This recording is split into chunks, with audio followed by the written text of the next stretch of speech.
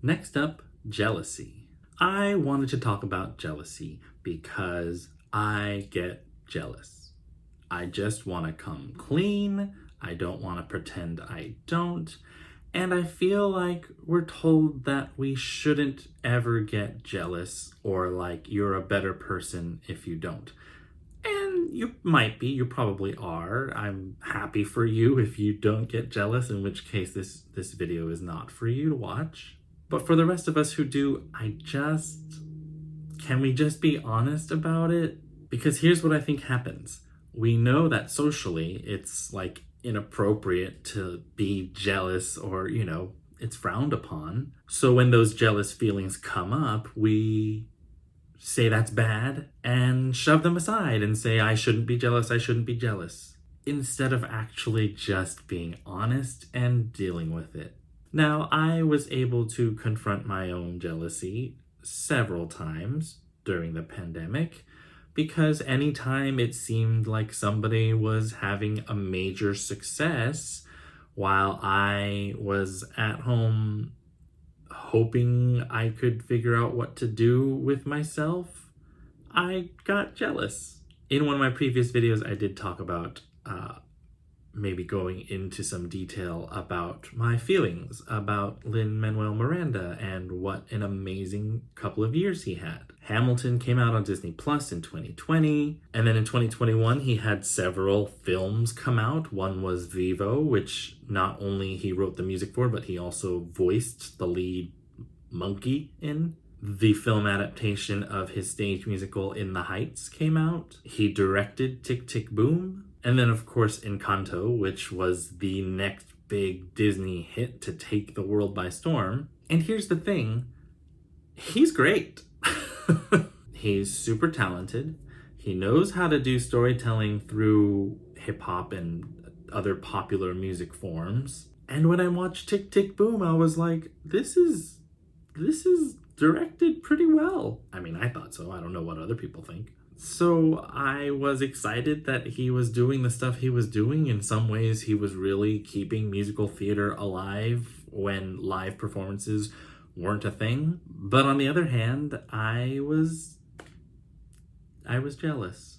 But the pandemic being what it is, and my own journey of going inward during the pandemic, I knew I didn't need to just stop at don't be jealous, that's bad.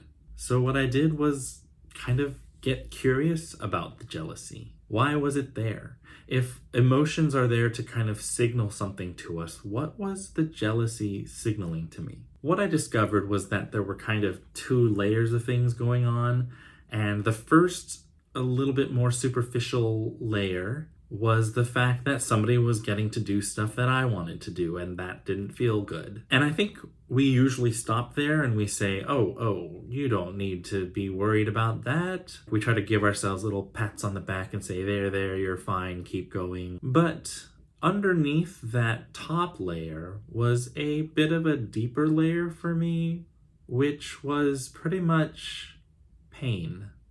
And that pain was pretty deeply tied to past trauma. This, to me, was huge. Why I couldn't just banish jealousy from my brain or my heart was because it was rooted in something deeper. And that deeper thing was a pain that I guess is kind of connected to feeling excluded, feeling left out, feeling left behind, feeling like I'm never gonna get there. So what I've started to do is to try to recognize that jealousy is never as simple as, oh man, I didn't get what they got. Because I do have a rational side to me that's able to hear that and go, okay, come on, it's not that bad, or you're fine, you have your own path. I can get there for sure. But when I find it excruciatingly difficult to get there, it's probably because the jealousy is pointing at a much deeper pain. So I explored these feelings of exclusion, of not good enough, of I'm never gonna make it, and it was hard, it was harsh, it was painful to dig up these feelings connected to the jealousy, but I am glad that I did, because then I didn't have to dismiss myself as, ugh, I'm such a jealous person, how annoying. No, my jealousy is actually trying to tell me something. And when I took the time to kind of sit with those deeper pains, then I was able to actually help myself, soothe myself, encourage myself. But I think if you just kind of gloss over those deeper things and tell yourself, stop being jealous, those deeper things are going to rear their heads at some point. And of course, I'm not saying that you need to take that time all the time, because sometimes you do need to move on. You read something on Twitter, made you jealous, but oh my gosh, you need to go on a Zoom call. You got to just do it, right? Like you don't always have the time to set aside to go deep and figure out your pain. But you can clock away in your mind that maybe later I'll investigate what this jealousy is about, and then actually give yourself that time to do it. So jealousy isn't fun. It's not easy.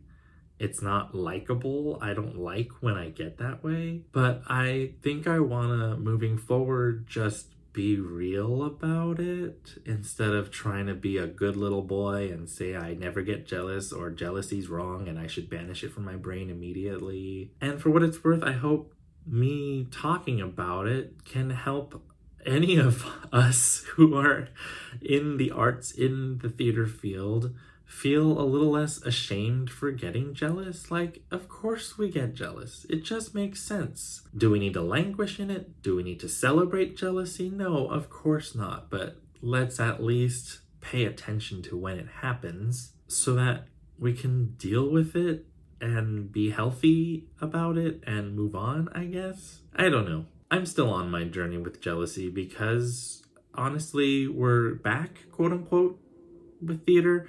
But sometimes my day-to-day doesn't feel back. It feels slow. It feels like I'm disconnected.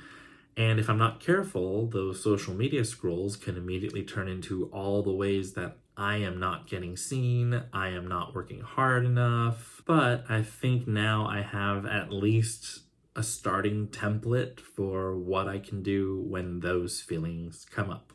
And honestly, I think it's just something I've learned about any feelings that we say are negative, like sadness or anger. With any of them, instead of just shoving them aside and saying we shouldn't feel that way, maybe we should actually just come clean and say, but we do feel that way. So can we deal with it? And can we take care of ourselves through these supposedly negative feelings? Whatever that's worth. I hope these videos have been helpful so far, and once again, let me know if there are any topics or questions that might be interesting or meaningful to explore. I think these videos are cathartic for me, therapeutic for me to just share my thoughts on things.